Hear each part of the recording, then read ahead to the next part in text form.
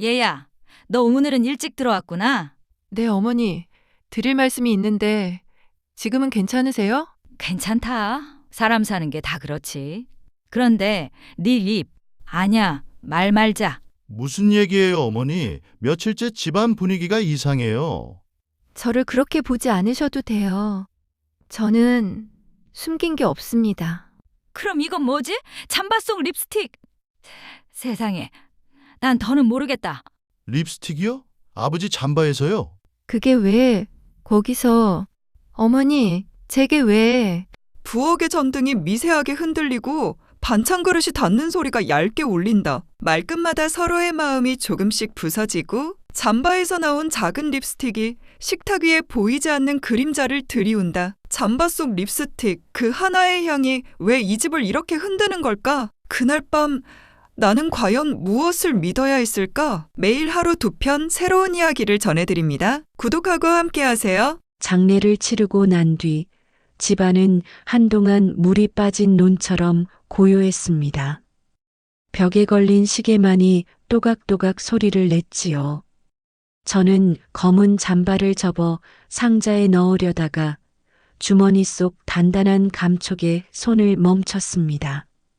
뚜껑이 반쯤 벗겨진 립스틱 하나가 손바닥에 놓였습니다. 낯선 것은 아니었어요. 꽃물 같은 향이 스쳤고 순간 며느리 입술의 빛이 머릿속을 지나갔습니다. 저는 숨을 고르며 뚜껑을 덮었습니다. 괜한 의심을 키우면 안 된다고 스스로를 타일렀지만 마음은 눈처럼 뭉치면 단단해졌지요. 저녁 무렵 분식집 문을 열자 단골의 발걸음이 뜸했습니다. 다들 조문하느라 마음이 쓰였을 겁니다. 저는 국물간을 보며 립스틱을 찬장 위 깊숙이 밀어놨습니다. 그러나 손끝이 그 자리를 자꾸 찾았어요. 며느리 수진이가 퇴근해서 부엌을 도는데 저는 괜히 가스불을 확인하고 수저통을 정리했습니다. 설명할 수 없는 서늘한 기운이 등줄기를 탔지요. 그날 밤 저는 립스틱을 다시 꺼내 손등에 살짝 발라보았습니다. 남편의 잠바, 며느리의 색, 그리고 나의 떨리는 숨. 마음속에서 무언가가 자꾸 흔들렸습니다. 그날 잠이 오지 않았습니다. 창밖으로 바람 소리만 길게 들렸어요. 저는 이불을 턱까지 당겨 올리고도 눈을 감을 수가 없었습니다. 점심시간이 훌쩍 지나도 손님은 뜨문뜨문 들어왔습니다.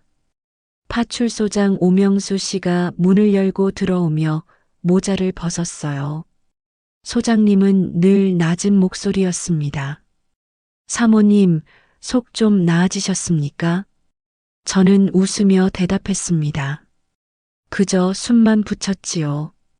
수진이는 말없이 접시를 닫고 준호는 장부를 넘겼습니다. 그 둘의 어깨 사이에 얇은 칸막이가 생긴 듯 했어요. 소장님이 국수를 후루룩 넘기며 조심스레 물었습니다. 영감님 마지막 날 어디 다니셨는지 대충 아십니까? 저는 고개를 저었습니다. 시장 봐오시고 병원도 들르셨겠지요. 국물에 김이 올라오는 사이 제 시선은 저도 모르게 며느리 입술로 흘렀습니다. 그 빛이 제 손바닥의 립스틱과 겹쳐졌어요. 수진이가 제 눈길을 알아차렸는지 숟가락을 놓고 물을 마셨습니다. 어머니, 국물 더 끓일까요? 그 존칭과 낮은 기척이 오히려 저를 불편하게 했습니다. 장례 뒤 남들은 위로를 건넸고 저는 감사를 돌려주었습니다. 그런데 집안은 점점 말라가고 있었어요. 소장님이 계산대를 두드리며 말했습니다. 혹여 오해가 생기면 때로는 확인이 약입니다. 저는 대꾸하지 못했습니다. 제 마음의 오해는 이미 모양을 갖추고 있었거든요. 목구멍에서 말이 맴돌다가 그대로 가라앉았습니다. 밤이 깊어지자 저는 낡은 공책을 꺼냈습니다.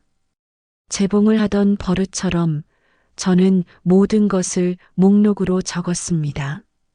잠바, 손수건, 약봉투, 시계, 공구 상자, 그리고 맨 아래 작은 글씨로 립스틱. 글자를 쓰는 손이 느렸습니다.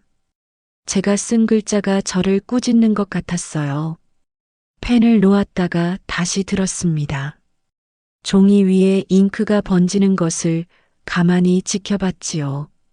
다음 날 경로당에서 금옥이가 제 손을 꼭 잡았습니다.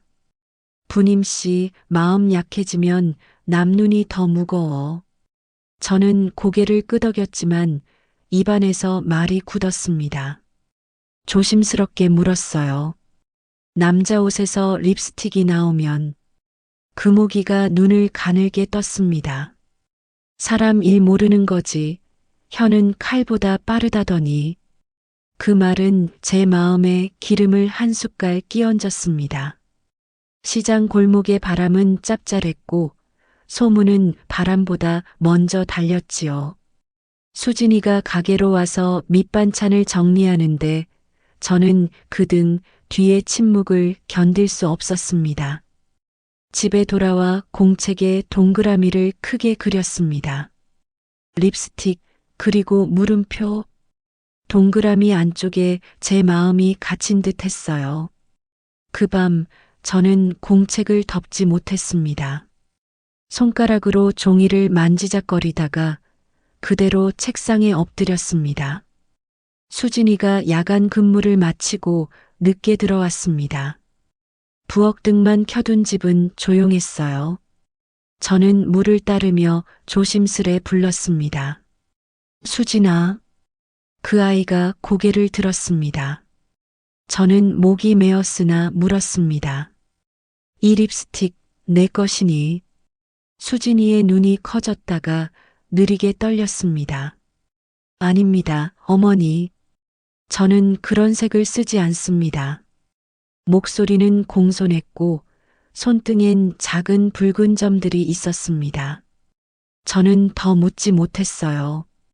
존댓말의 벽은 부드럽지만 높았습니다. 그 아이는 물컵을 비우고 방으로 들어갔습니다. 문이 닫히는 소리가 바늘처럼 길었습니다. 준호가 뒤늦게 들어와 씻고 나오다가 저를 보았어요. 어머니, 무슨 일 있으세요? 저는 말끝을 잘랐습니다. 아무 일 아니다. 그 말은 거짓이었습니다. 제 거짓이 제 귀에 먼저 박혔어요. 밤새 부엌 의자에 앉아 있었습니다. 창밖에서 택배 상자가 도로를 지나가는 소리, 멀리서 강아지 짖는 소리가 들렸지요. 저는 어둠을 접어 찬장에 넣고 싶었습니다. 새벽이 올수록 마음은 더 어두워졌어요. 그 아이의 말, 저의 침묵, 그리고 립스틱의 향. 세 가지가 공기 속에서 맴돌았습니다. 점심 무렵 오명수 소장님이 다시 들렀습니다. 사모님, CCTV를 같이 보시지요. 영감님 마지막 동선을. 저는 젓가락을 내려놓았습니다. 체면이라는 말이 혀끝에 떠올랐어요. 그걸 꼭 봐야 하겠습니까? 소장님은 고개를 끄덕였습니다. 오해는 불을 만나면 번지고 사실은 물을 만나야 가십니다. 그분의 말투는 군복의 주름처럼 정돈되어 있었습니다. 저는 오래 숨을 들이켰어요. 남편의 마지막 하루를 타인의 화면에서 확인한다는 것, 그 생각만으로도 가슴이 오그라들었습니다. 그러나 다른 길이 없었습니다.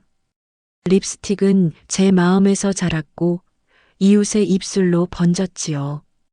오후 저희는 파출소 사무실 작은 모니터 앞에 나란히 앉았습니다. 화면은 회색빛으로 떨었고 시간 표시 숫자는 무정했습니다. 골목, 약국, 시장 입구가 사각형 창에 나뉘어 떴어요. 저는 손바닥에 땀이 배는 것을 느꼈습니다. 천천히 보시지요.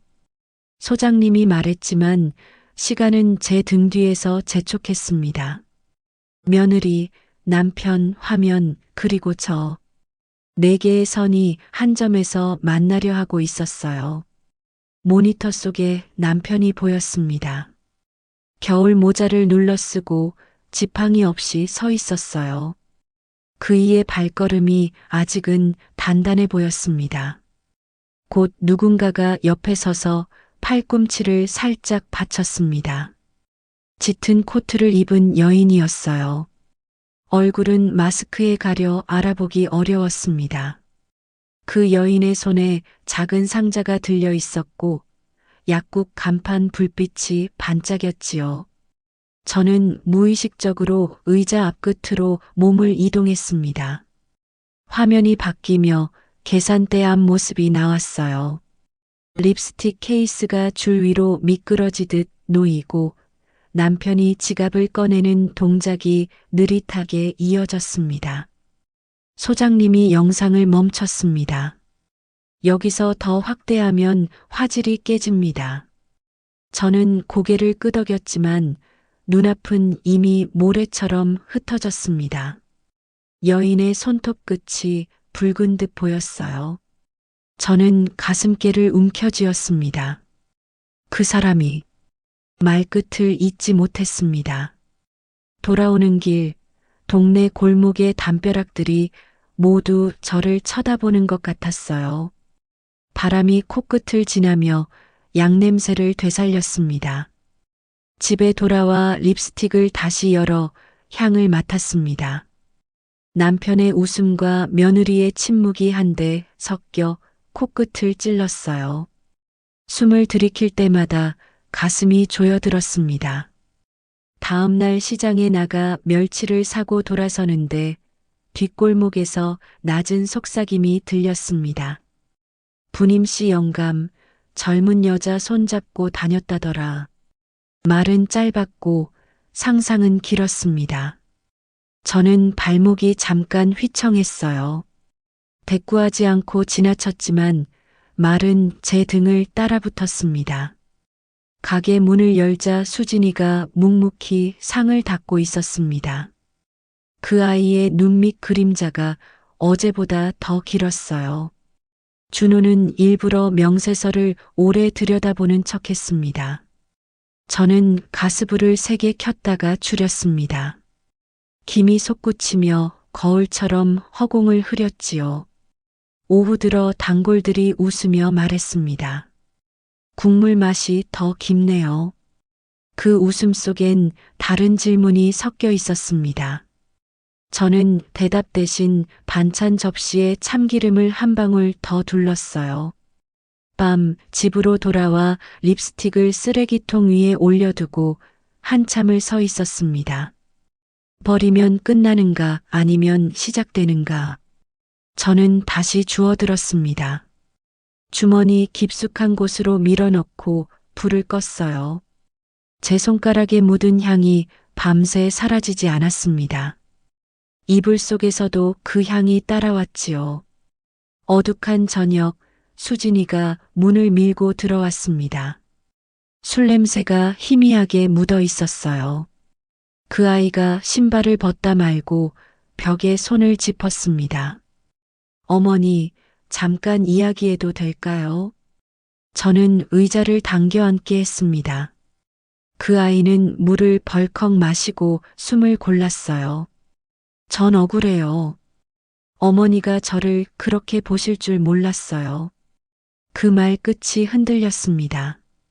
저는 고개를 숙였고 해명 대신 손수건을 내밀었어요. 미안하다. 그 말이 혀끝에서 돌아나오지 못했습니다. 그 아이는 조용히 눈물을 닦고 자리에서 일어났어요. 저 방에 들어가서 정리 좀 할게요. 문이 닫히고 방 안에서 가볍게 흐느끼는 소리가 물결처럼 번졌습니다. 준호가 늦게 들어와 제 표정을 읽고 한숨을 길게 내쉬었어요. 어머니, 무슨 일이에요? 저는 다시 거짓말을 했습니다. 아무 일 아니다. 그의 얼굴이 돌처럼 굳었습니다. 밤이 깊어질수록 울음은 낮아졌고 제 가슴의 죄책감은 높아졌어요. 저는 립스틱을 쥐고 있었습니다. 손 안에서 그것이 점점 무거워졌지요. 다음 날 오전 소장님이 급히 연락을 했습니다. 사모님, 어제 영상 뒤쪽을 더 확인했습니다. 파출소로 달려가자 모니터 앞에 소장님이 서 있었어요. 재생 버튼이 눌리고 화면 속 장면이 이어졌습니다. 남편이 계산을 마치고 문을 나서는데 여인이 옆에서 팔을 잡아주었습니다. 카메라가 비스듬히 포착한 순간 여인의 마스크가 턱 밑으로 살짝 내려갔어요. 수진이었습니다. 저는 의자에 앉지 못한 채 서 있었습니다. 두 사람이 약국 유리문 앞에서 잠깐 웃었어요. 남편이 작은 거울을 꺼내 립스틱을 입술에 살짝 대보는 장면이 있었습니다. 저는 숨이 막혔어요. 소장님이 재빨리 멈췄습니다. 보이시죠? 수진 씨가 같이 있었습니다. 제 심장은 가슴을 여러 번 두드렸습니다. 수진이와 남편의 웃음, 립스틱을 대보는 동작, 그리고 제 의심. 화면은 이어졌고 두 사람은 나란히 분식집 방향으로 걸음을 옮기다가 화면에서 사라졌어요. 저는 벽을 짚고 서서히 숨을 들이켰습니다. 다리에 힘이 풀렸습니다. 왜 남편은 립스틱을 직접 발랐을까요? 저는 바로 수진이의 병원을 찾아갔습니다. 복도 한쪽에 환자 보호자들이 앉아 있었고 간호사실 앞에서 동료가 저를 보고 다가왔어요. 어머님, 마음 많이 상하셨죠? 그분의 말투는 조심스러웠습니다. 고인께서요, 입술이 많이 트셨어요. 약이 따갑다고 계속 그러셔서 저는 눈을 깜빡였습니다. 그래서요? 수진 씨가 보습되는 립스틱을 찾아드렸어요. 로션보다 덜 따갑다고요. 그 말이 제 귀에서 천천히 풀렸습니다. 저는 복도 창가에 서서 손잡이를 꽉 쥐었어요. 겨울 햇빛이 차게 번졌습니다. 그걸 몰라서 제가 말끝이 스스로 끊어졌습니다. 병원 문을 나와 시장 골목을 걸을 때 발밑에 그림자가 낯설었어요. 집에 돌아와 립스틱을 조심히 닦고 케이스에 올려두었습니다. 향이 다르게 느껴졌습니다. 며느리가 선한 일을 했고 저는 그 선을 의심으로 덮었지요. 그러나 역사책처럼 한 번 적힌 소문은 쉽게 지워지지 않습니다. 그날 밤 식탁에 앉은 세 사람은 한마디씩만 했습니다. 말보다 숟가락 소리가 컸어요. 국물이 식어가는 소리만 부엌을 채웠습니다. 늦은 밤 준호가 택배 일을 마치고 들어왔습니다. 그 아이는 손을 씻고 제 맞은편에 앉았어요. 저는 립스틱과 병원에서 들은 이야기를 털어놓았습니다. 그 아이는 한동안 고개를 숙이고 있었습니다. 어머니, 왜 확인도 안 하시고 며느리를 의심하셨어요? 그의 목소리는 낮았지만 뾰족했습니다. 저는 손을 맞잡았어요. 내가 어리석었다. 장래 뒤라 마음이.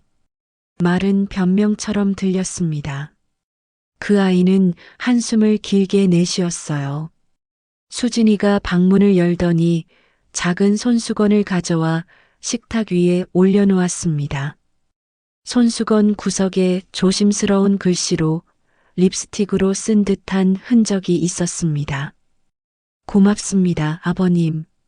저는 의자를 잡고 천천히 앉았습니다. 저 아이가 말이 더 이상 나오지 않았습니다.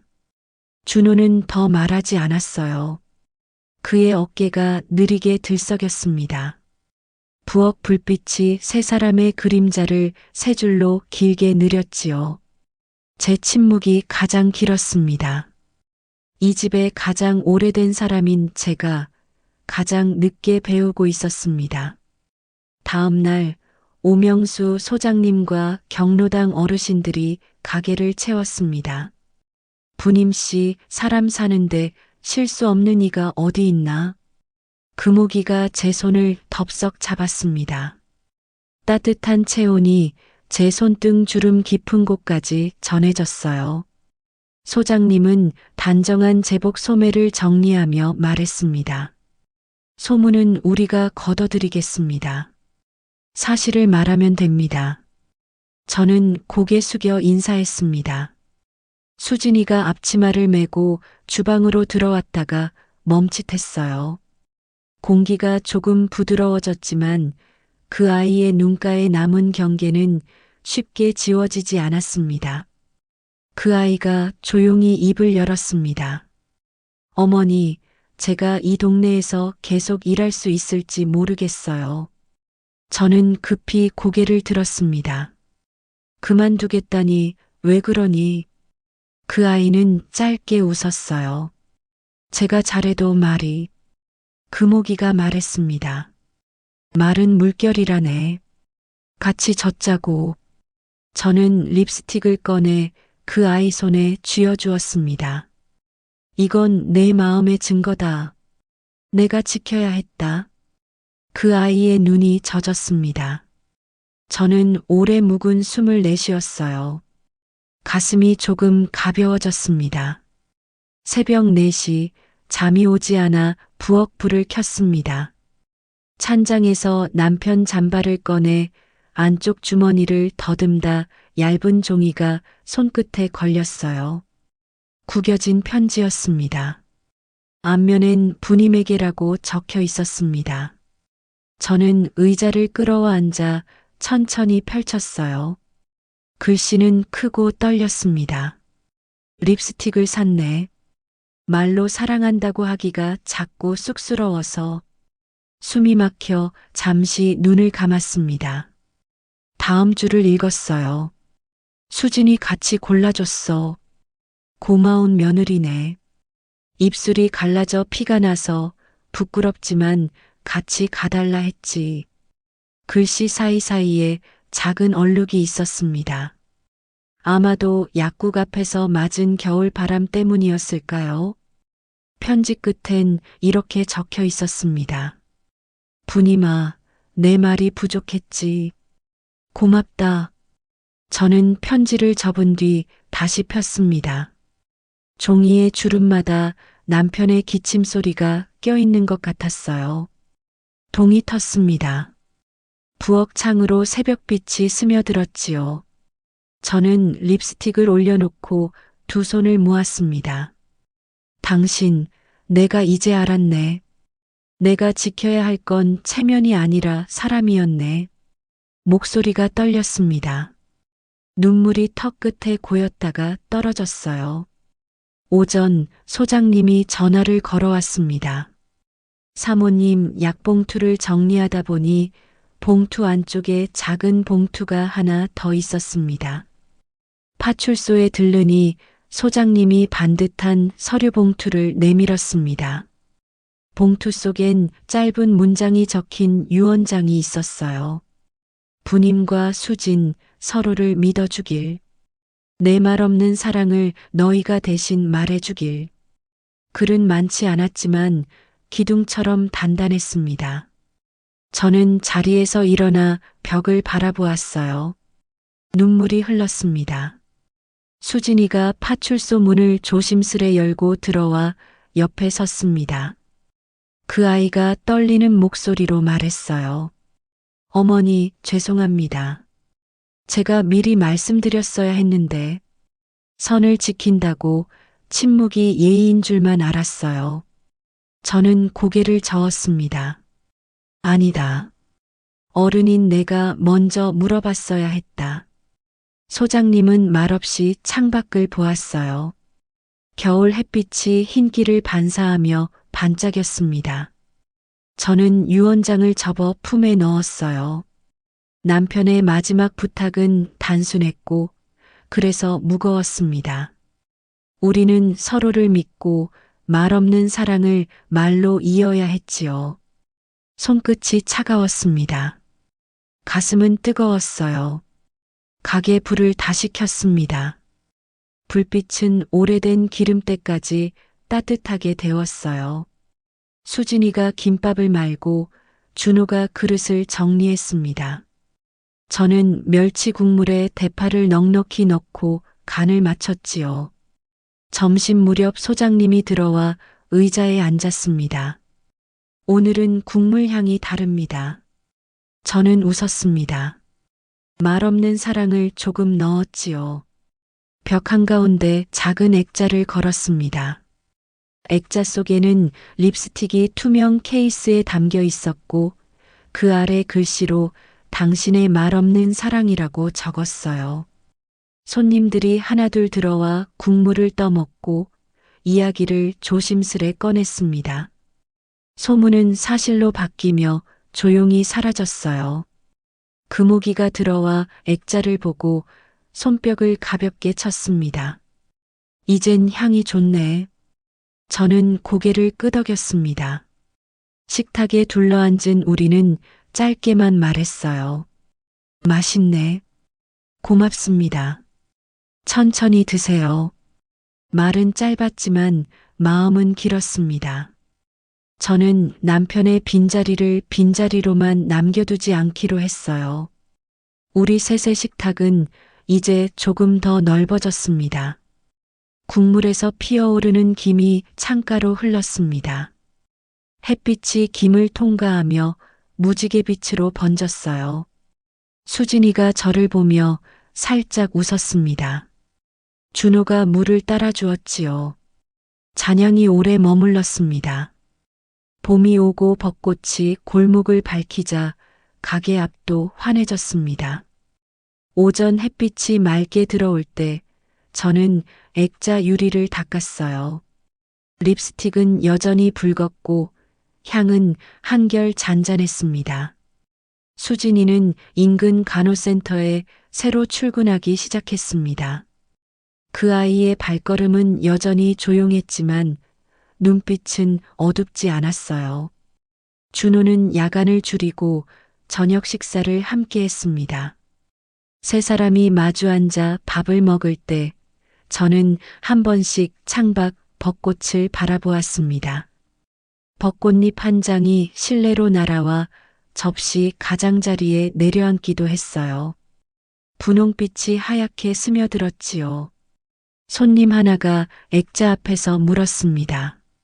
사모님, 저건 무슨 사연입니까? 저는 미소 지으며 조용히 들려주었습니다. 잠바 속 립스틱 이야기를. 오해가 쌓이면 향도 독이 되지만 진실을 만나면 향은 사람을 돌아오게 한다고. 손님이 고개를 끄덕였습니다. 퇴근길 햇빛이 유리문에 번졌어요. 저는 마음속으로 남편에게 말했습니다. 당신 오늘도 잘 지내지요. 말 없는 사랑이 아직 여기 있습니다. 그리고 우리는 그 사랑을 말할 줄 알게 되었습니다. 벚꽃이 또 한 장 날아와 제 어깨에 앉았습니다. 저는 그 꽃잎을 손바닥에 올려놓고 오래 들여다보았어요. 바람이 불고 향이 퍼지고 사람이 머물렀습니다. 그렇게 우리의 봄이 왔습니다.